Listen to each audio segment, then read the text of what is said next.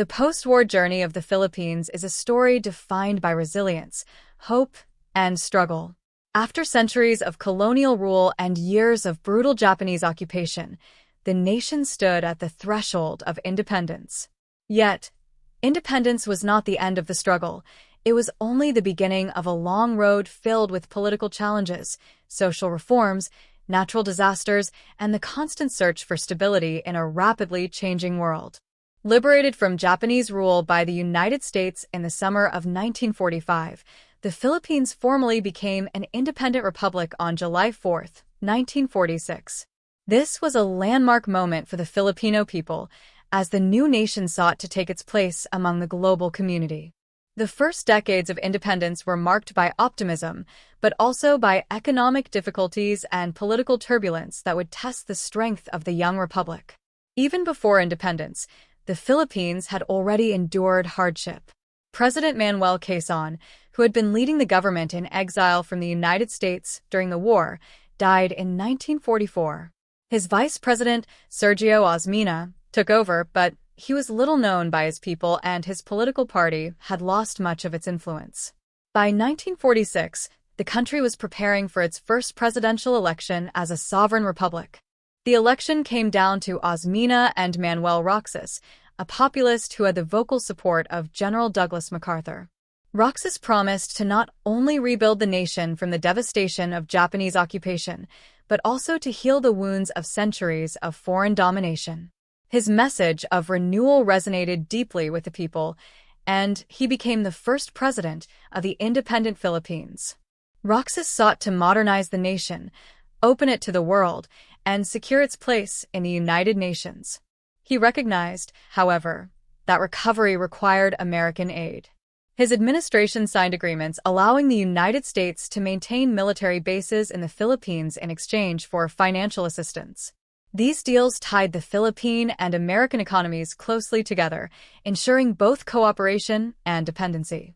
Tragically, Roxas's presidency was cut short when he died of a heart attack in 1948. His vice president, Elpidio Quirino, assumed the presidency and continued efforts to implement social reforms. Quirino introduced health insurance programs, pensions for the elderly, unemployment insurance, and relief systems for the poor. His government also created agencies to provide loans and aid to Filipinos who had previously been excluded from economic opportunities. But his presidency faced growing challenges, including the rise of a communist movement that openly opposed the government. By the 1953 elections, the United States had shifted support toward Ramon Magsaysay, a charismatic candidate who won a decisive victory. Magsaysay's presidency became known as the golden years of Philippine democracy. Honest and non-corrupt, he championed the Philippines on the world stage as a partner in the global fight against communism. Under his leadership, the Philippines joined the Southeast Asia Treaty Organization in 1954 and contributed troops to United Nations forces in Korea. At home, he cracked down on communist insurgencies and strengthened democratic institutions. Tragically, like Roxas, Magsaysay's life was cut short when he died in a plane crash in 1957. Carlos P. Garcia succeeded him, emphasizing nationalism and economic independence, but his reforms were limited. He was later defeated by Diosdado Macapagal, who is remembered for land reform policies and for shifting the official Independence Day from July 4th to June 12th, honoring the original Declaration of Independence from Spain in 1898. In 1965, Ferdinand Marcos rose to power, a leader whose name would become synonymous with dictatorship. Marcos was initially elected on promises of reform and economic development. But as opposition grew and financial crises mounted, he declared martial law in 1972. Under martial law, civil liberties were suspended, opposition leaders were jailed or exiled, and the press was silenced. Marcos changed the constitution to allow himself to remain in power indefinitely, transforming the Philippines into a de facto dictatorship. While he promised to eliminate corruption and build a new society, the reality was far different. The Marcos regime was marked by nepotism, human rights abuses, and a collapsing economy that left millions in poverty. His wife, Imelda Marcos, became infamous for her extravagant lifestyle while ordinary Filipinos suffered. Despite eventually lifting martial law in 1981, Marcos retained power until mounting opposition, fueled by the assassination of opposition leader Benigno Ninoy Aquino Jr., forced him into a contested election in 1986. The election pitted Marcos against Corazon Aquino, Ninoy's widow. Despite clear evidence that Aquino had won, Marcos declared himself the victor. What followed was the People Power Revolution, a massive wave of civil resistance. Ultimately, Marcos was forced to flee the country, and Corazon Aquino became the first female president of the Philippines. Her administration sought to rebuild democracy, reduce presidential powers, and restore a system of checks and balances. She also ended the agreement that allowed U.S. military bases to remain in the country.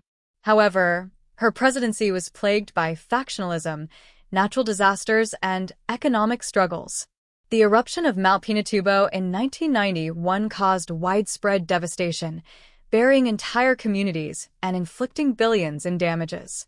In the years that followed, leaders like Fidel Ramos, Joseph Estrada, and Gloria Macapagal Arroyo each faced their own struggles with insurgencies, corruption scandals, and economic reforms. Estrada was eventually forced from office over corruption charges, while Ramos is remembered for negotiating peace with several insurgent groups. In 2016, Rodrigo Duterte came to power on a platform of law and order. His brutal anti-drug campaign, which involved extrajudicial killings, drew widespread criticism abroad but earned him significant domestic support. His foreign policy marked a shift away from traditional reliance on the United States and toward closer ties with China and Russia, though this strategy created tensions both domestically and internationally. Today, the Philippines is led by Ferdinand Bongbong Marcos Jr., son of the former dictator. His presidency has focused on infrastructure, economic modernization, and cautious diplomacy. Yet, the challenges remain immense. In particular, the Philippines faces growing tension in the South China Sea, where China's territorial ambitions threaten Philippines' sovereignty and resources. From the euphoria of independence to dictatorship, revolution, natural disaster, and the modern balancing act between superpowers, the history of the Philippines since 1946 has been a story of struggle, resilience, and survival. The nation has faced challenges that would have broken many others, but the Filipino people have continually rebuilt, resisted, and redefined their future. Whatever the coming decades bring, one thing is certain: the Philippines will remain a central player in the politics of Asia and the Pacific. Its history, marked by resilience and perseverance, suggests that no matter the hardship, the spirit of the Filipino people will endure.